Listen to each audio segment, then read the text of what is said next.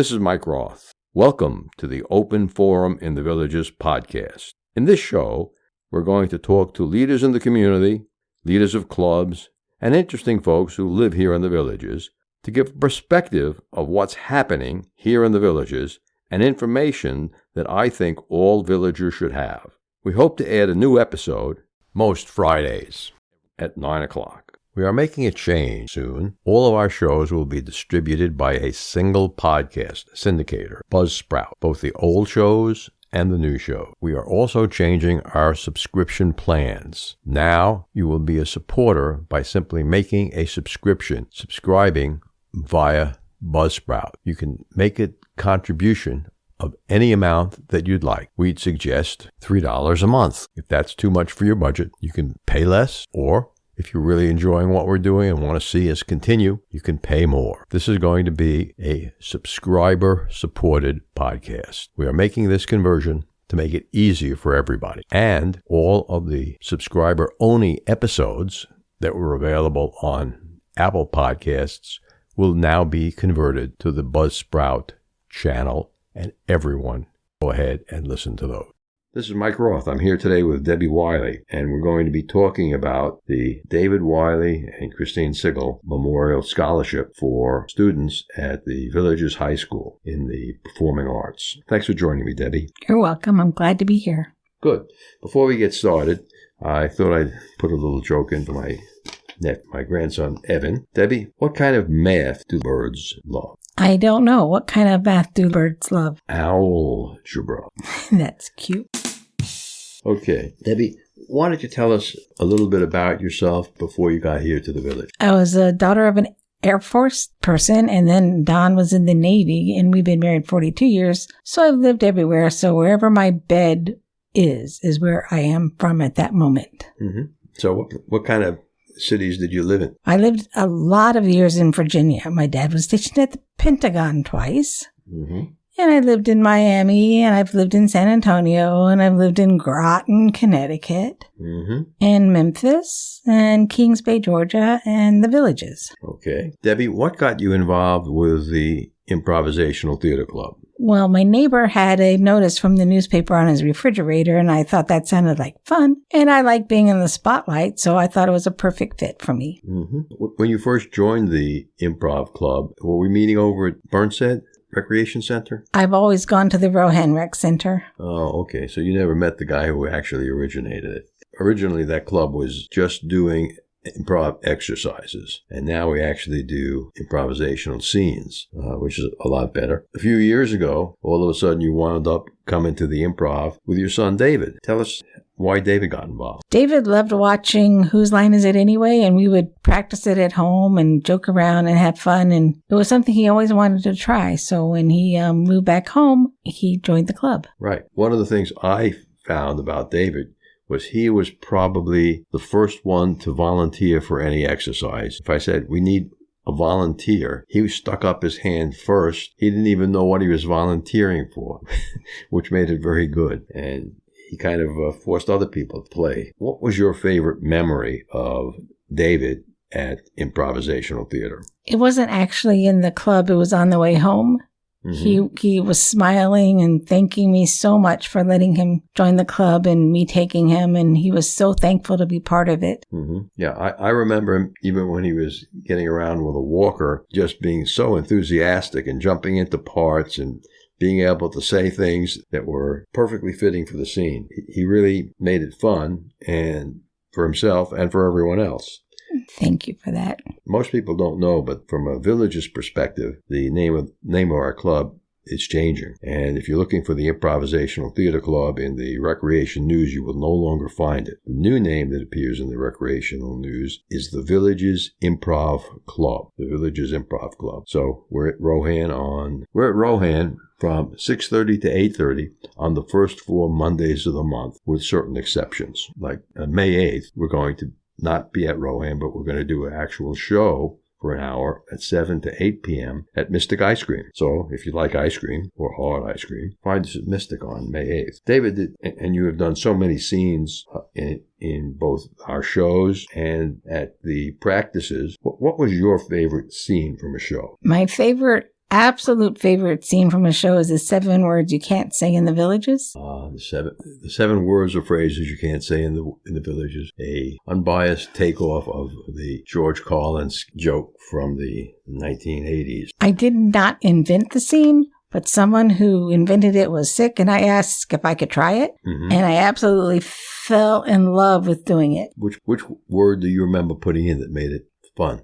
Oh, I'm going to take your house and smash it to smithereens. That's right. We put you in as the leader of that scene. And you got to smash a lot of houses for people saying things about the Villages like, top of the world. Top of the world. It's too crowded. The golf courses are in bad shape. All kinds of stuff like that. It's a great scene. I hope Larry puts that in at Mystic Ice Cream. Now, the Mystic Ice Cream show is going to be a little bit different than a pure improv show. We are going to have a couple of scripted pieces. It depends on whether or not we can learn the lines.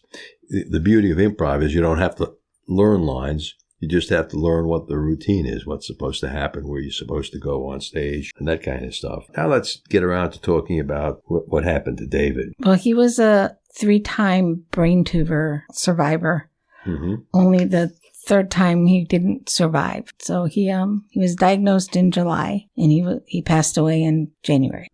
And when he passed away, the members and the leaders of the Improvisational Theater Club thought that we ought to give a scholarship with the money that we raise from the public shows and the private shows. But we do public shows at Rohan twice a year, and we do probably 6 more private shows, clubs in the Villages. And we take the money that we raise during those shows and we give it away as a scholarship. And we decided that we should name the scholarship for David Wiley. Recently, we've had another member die, Christine Sigel. And Debbie, it was your idea to do what? Oh, to add Christine to the scholarship fund. So now it's going to be the Improvisational Scholarship for Performing Arts for David Wiley and Christine Sigel. And we're thinking that in May of this year, there'll be 4 recipients from the Villages Charter High School who have had their fingers into one of the performing arts. We, of course, hope it's improv. Of course. Yeah, but it could be ballet. You never know. Well, actually, next week we'll be reading the scholarship application. This is Mike Roth and Dr. Craig Curtis, and what we're going to do, Alzheimer's or brain tips. Dr. Curtis, what is the biggest limitation for Alzheimer's research in America? The biggest limitation for Alzheimer's research is our shortage of patients that get involved in clinical research trials. For example, a couple of years ago, a report came out that showed there were approximately 25,000 open positions for patients with Alzheimer's disease to get involved in research, yet only about 7,000 to 8,000 of those positions went filled for the year. So every year, we run a deficit in the United States in filling these clinical trials, which in turn slows our overall ability to complete the clinical trial. Debbie, in your involvement with improv, what was the biggest learning that you had? Oh, I learned I wasn't as good as I thought I was when I started. And I learned it's a team effort. And you play on each other, and sometimes you have chemistry with the person and sometimes you don't.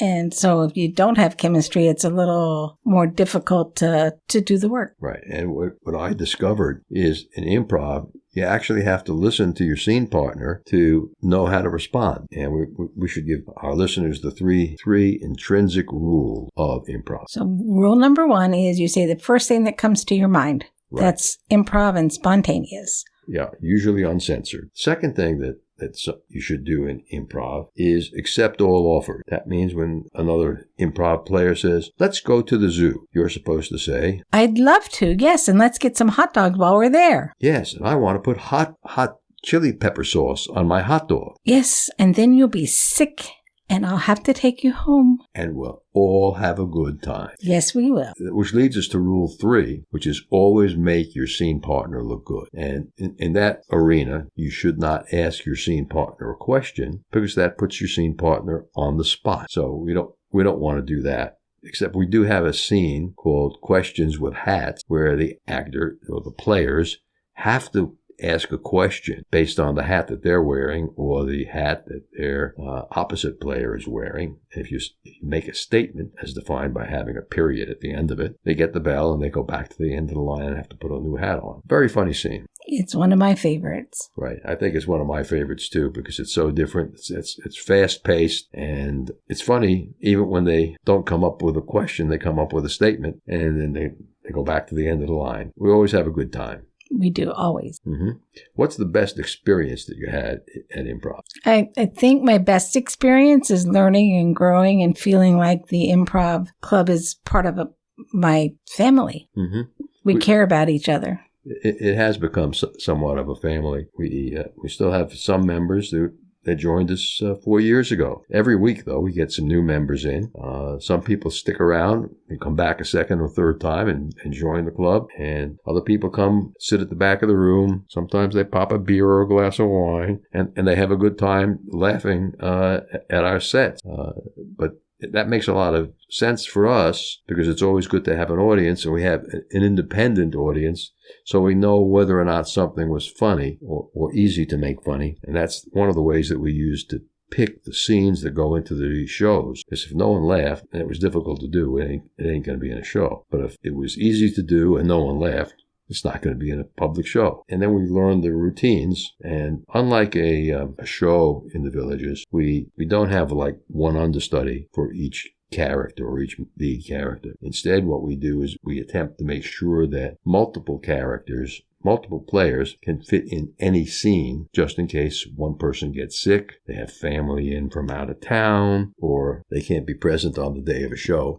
We have 3 or 4 people who can step in. So it's a little unlike the shows that they put on in the Villages. We don't have auditions. Instead, we have learnings and practices. And that way, we get a good group of people that know almost all the scenes. Our next big show is November 7th at the Sigel Recreation Center. That's the first time we've done a large public show down there at Sigel. And we'll see how many people come to it, but it should be a fantastic show. We're actually going to improve the sound system. We're going to have speakers at the back of the room so people who sit beyond the first 5 rows can hear as well as the people in the front row. And that may be an advantage. That sounds really nice. Yeah. Some people say that our front row seats are the poncho zone. Poncho zone?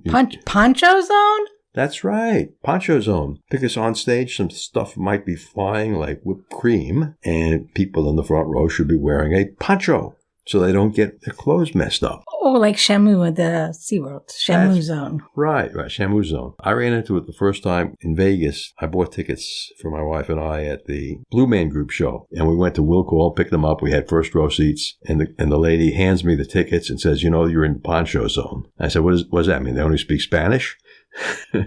And she says, oh, no, there's a plastic poncho on the seat back. When you get into the theater, you need to put that on because the Blue Man Group would put paint on the tops of drums and hit the drums, and the paint would go flying all over. So, poncho zone. Poncho zone. That's where we're going to have a poncho zone down at the Sigel. And we'll have a lot of fun. The audience will have a lot of fun. And the money is going to be donated to our charity. We're a 501c3 at the Improvisational Theater Club.